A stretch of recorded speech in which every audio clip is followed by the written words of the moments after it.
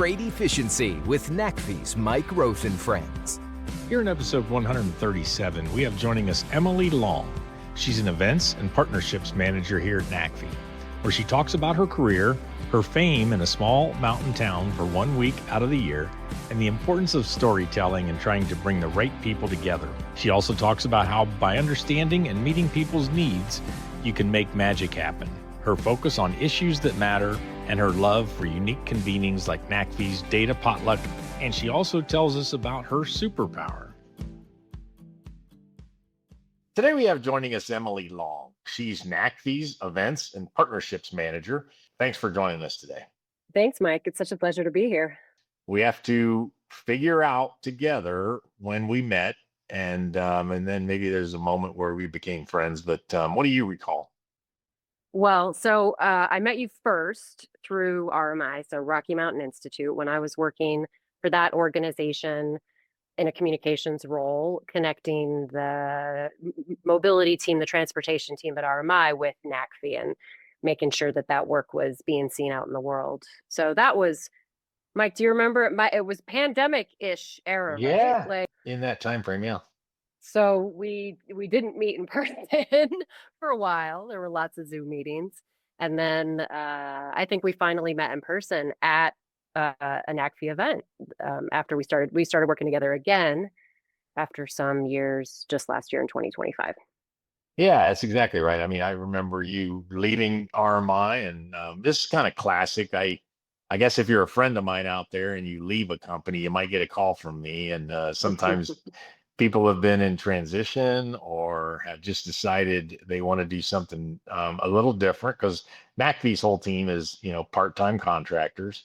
Many spending a lot of time with us, but part-time. And so, we fit different situations for people in their lives. So tell us about your career. Well, maybe in education, what were some key moments that you would say has formed your work life? And tell us about yourself.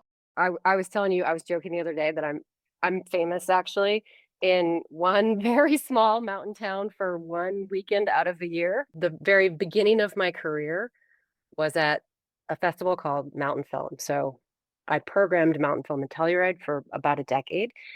And that festival is really heart and soul of a lot of what I still do. I will tell you, my career path is not like this straight line. It's not like a specific job title that with, successive levels of responsibility. It's very like, curvy Yeah. and strange. And there's corners that maybe didn't make sense at the time, but I can tell you that there's actually a really strong through line to my career, which is storytelling, connecting with people, complex problems, trying to get the right people together in the right context. I was fortunate to get to spend a little time with Richard Branson and Bill Clinton. And, one of the things that they said that always struck me is that they want to be around people that like you, who can then connect, because, celebrities have a way of being able to just get people to listen to them and to get them to do things. So Richard would, he would just say, hey, there's a problem or something. And I remember, he created the Carbon War Room that really I got to know him through, because they wanted to do work in transportation. And so we ended up collaborating together. But, it's one thing to put people together, and then it's another thing to, design the process or the event, to make them really open up and collaborate. So I kind of put you in the latter part of that. Yeah. What was it about the music festival? Did you grow up in the area? Yeah, so Mountain Film it's a film festival and an ideas festival. We sometimes joked that it was like a cross between a film festival and like Burning Man or something, Uh, because we had the films, but we also had all sorts of other experiences outside of the films for the festival. That festival started in 1979 up in Telluride, which is also known for another famous film festival. My path there was I worked at a movie theater when I was in high school, and I was always sort of enamored of images on screen and what these stories that are told through entertainment can do to inspire us and change us. And I spent a long time in that world, and that was a lot of fun. You mentioned Richard Branson. So we had him on a webinar, like a webinar for Mhm. RMI while I was there. And it is true. There are certain people, and Mike, I think you're one of these people, maybe not quite as famous as Richard Branson, but Careful, you're careful. you're close. Who can stand up and inspire people, right? And just through connecting, through through saying a message that reaches people somehow, you can inspire people to change their path or Mhm. move in another direction, or you can inspire them to really like double down on what they're really Yeah. passionate about in that moment. So a little girl was in a theater and she kind of enjoyed the movies and the storytelling and kind of turning it into a bit of a career. What how important is this for businesses? Is this something that, in organizations, is this something that we already do well and we just need to get a little better? Or is this something still, because I've got some thoughts on this, or is this something still? So great events, convenings, webinars, putting people Mm. together, are we collectively good at that? Or are we got a long way to go in your mind?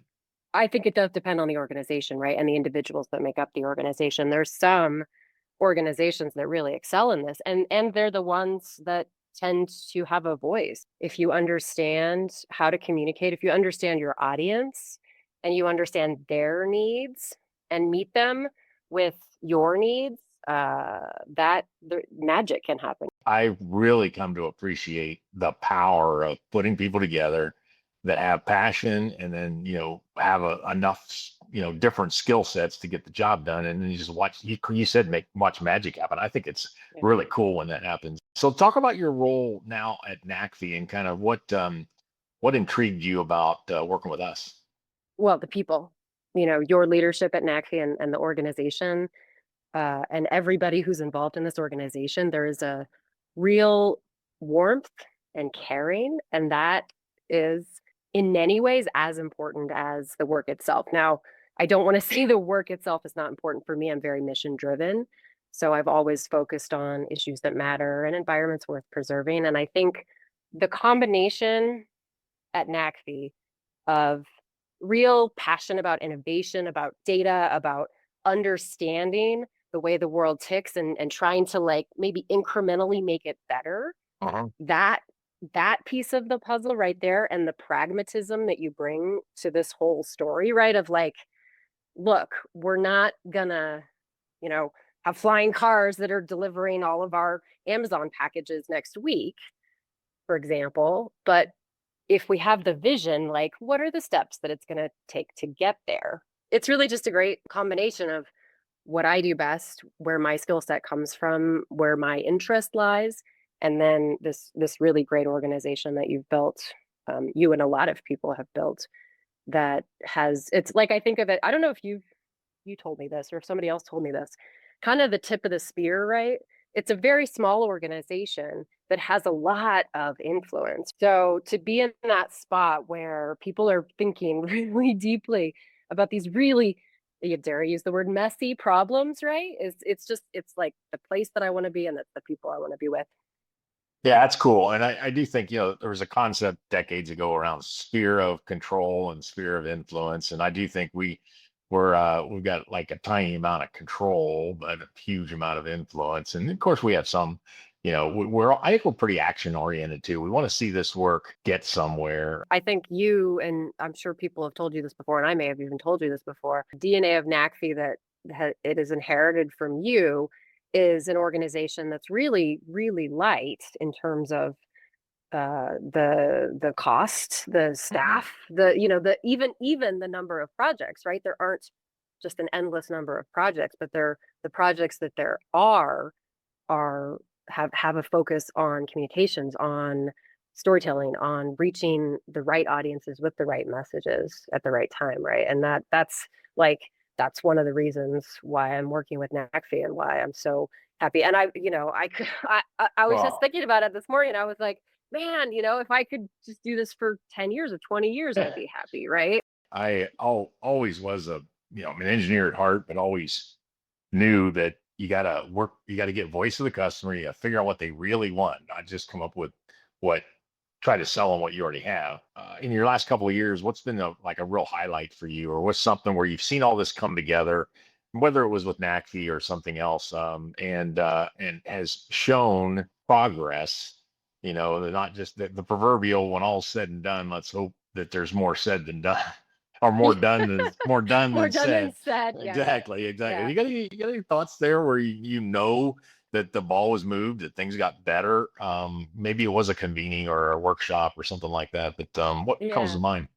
Well, I mean, the first thing that springs to mind is a workshop that you and I worked on together, just at the beginning of this year in February, data workshop. So we called it internally and maybe sometimes externally a data potluck. Everyone brings a dish. So this is based on NACFE's messy middle demonstration where we collected, what was it, over 2 million lines of Yeah, data? Yeah, that's yeah. right. On trucking behavior in this messy middle where there's a lot of different technologies that are being tested, honestly. And right now there's no clear winner, or maybe there's clear winners, but only in like very specific sectors. And this workshop brought together it. I love these sort of unique convenings, Yeah, right? This yeah. isn't like this isn't like, okay, let's get, all the people who are doing battery electric trucks and long haul. It's a group of people who have not only diverse technologies that they're looking at, but also diverse roles within their company. So you have Hmm. some data scientists for sure, but also people who are more in leadership positions, and you have some people who are just really starting in the industry. So super unique set of people to start out with. And then we put them all in a room together, and they had to take the same enormous data set and give a presentation about it. We had tons of people, or I did, call and say, "Can I come and attend?" And I say, "Well, you bring in a dish, you bring in a analysis from this thing, you gotta." And they're like, "Well, no," and well, you got to. I mean, that's a requirement of coming to this. So we stood true to that, even though some of the people that called me, I'd have loved to have them in the room, Emily, but we said no. Mm. This is not a.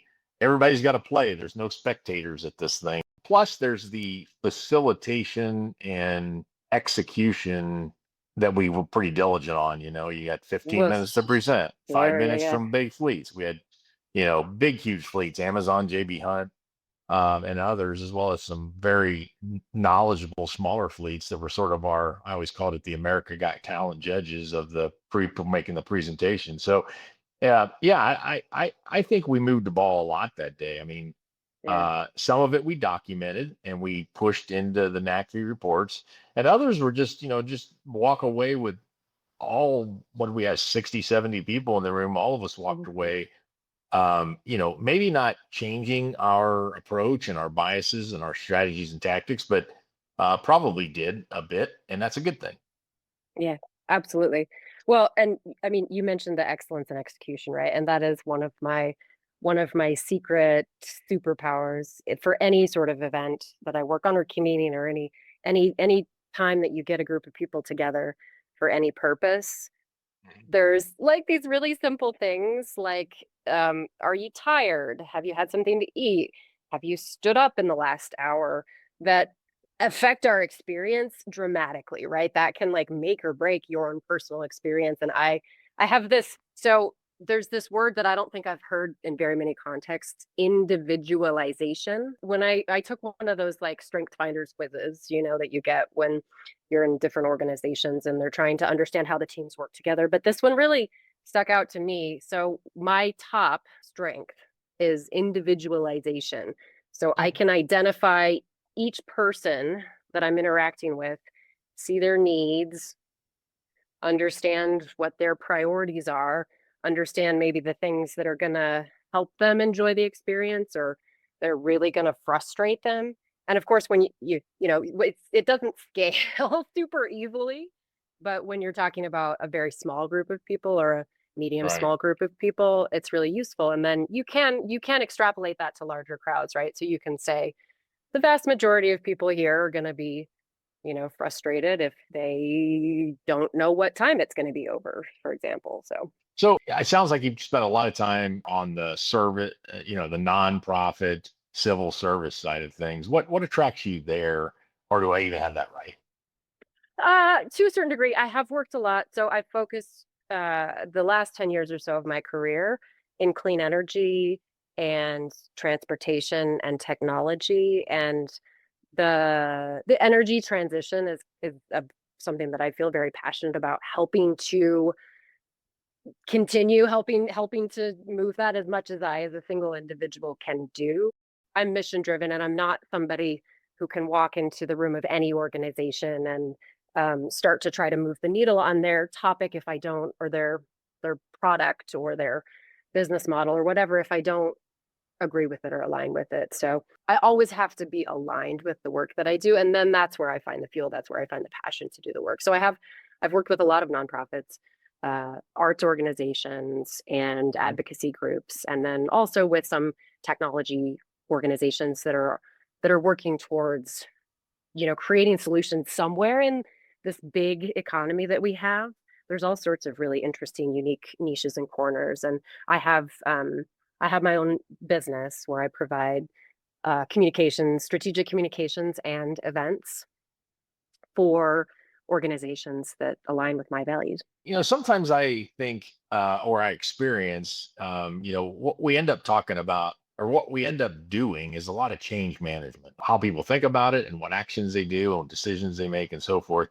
And there's always this, I don't know, it's not a conflict, but this rub between the old way that's typically done by the current business players and so forth, and a potential new way. And different situations have different urgency and so forth. But I think when we're talking about tools and practices to bring people together around a common sort of commitment, I think first of all, it's what are you working on?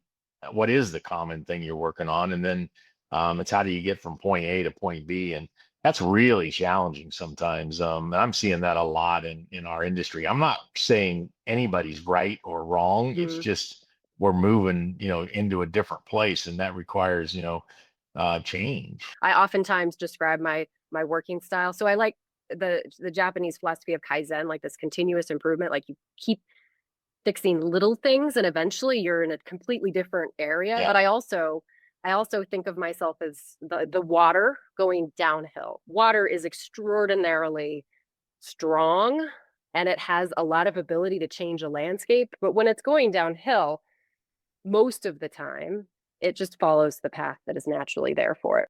Very specifically, and this may be a tough question, but given your experience in transportation and clean energy and now directly with NACFE, what's something that you believe you see that maybe the rest of us are missing that's really important to this transition? I keep coming back to this word pragmatism that I know you've used, and you've used it to describe NACFE before, right? This sense of we can struggle as much as we want. We can feel like we know exactly what the solution is, right? Like I can say clean energy is the path for the future, understanding that I am one person and that I have one perspective. I hope that there's a flip side to that that's positive, that allows me maybe more empathy or more understanding or more Yeah. ability to question myself and question the approach that I'm coming to the table with. I think I might summarize our time talking here is a little bit more about you know, evolution rather than revolution. Think very few things are revolutionary. A lot of things come from collaboration, working with people, smart people who are have compassion about things, getting them in a room, having an efficient but and also kind of fun and novel plan for them being in the room, and then looking for the small wins. If you do enough small wins, they become big pretty quick. Anything else you'd like to suggest for this audience that's out there, working really hard within the industry, but also, trying to make it better? I'm just going to borrow it right from you right back, Mike. You said don't hold on too hard. Yeah, I Yeah. think there's something there. Be open to being wrong. I mean, one of the things Mm. that with this data explosion and AI and so forth, I'm kind of an old bull in the room. So, I think I know things, but, I've had data prove me wrong in the last couple of years. And I'm like, well, I can't, things like, how are trucks used and how many return to base and what's their distance per day. I mean, things that I thought I knew. Now, either recently those operations have changed and I was right 20 years ago and now I'm wrong because something changed, or quite frankly maybe I just missed things, so that openness, I'm trying to continue to be open even though I think I've got some pretty good experience and knowledge. So I'm going to give you another quick one too. That's almost like a complete conflict with what we've just been talking about. But I would like to say this is one of my favorite pieces of advice. And I think it might be from Mark Twain. I'm not sure, but he said, don't let the truth get in the way of a good story. there, well, let's wrap it up there, Emily. Thanks for being on. This is a lot of fun. I'm even going to maybe do some things a little different, having spent some time with you. So again, thank you for your time. Thanks, Mike. I appreciate it. Freight Efficiency with NACFE's Mike Rosen Friends.